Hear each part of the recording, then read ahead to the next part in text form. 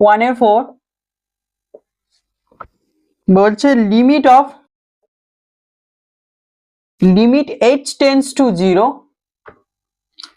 e to the power 2h minus 1 by e to the power 3h minus 1 এটা অঙ্কটা।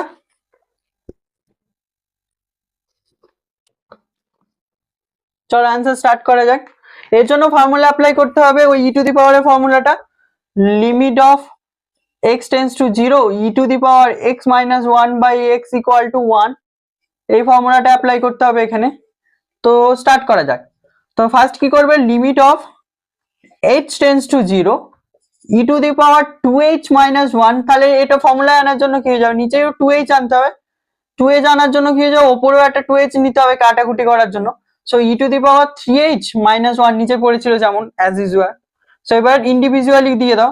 So limit of h tends to 0 e to the power 2h minus 1 by 2h, এবার multiply করার নিচে চলে আসবে, multiply বলছি ভাগ, ডিভিশনের জন্য নিচে চলে আসবে limit of h tends to 0 e to the power 3h minus 1 by 2h, এটা হলো। এবার next step, limit of h tends to 0 হয়ে গেলে 2h টেন্ডস টু 0 হয়ে যাবে, e to the power 2h minus 1 by 2h divided by কি হবে, limit of h tends to 0, h মানে এখানে 3h হয়ে যাবে, so 3h tends to 0 e to the power 3h minus 1 by 3h।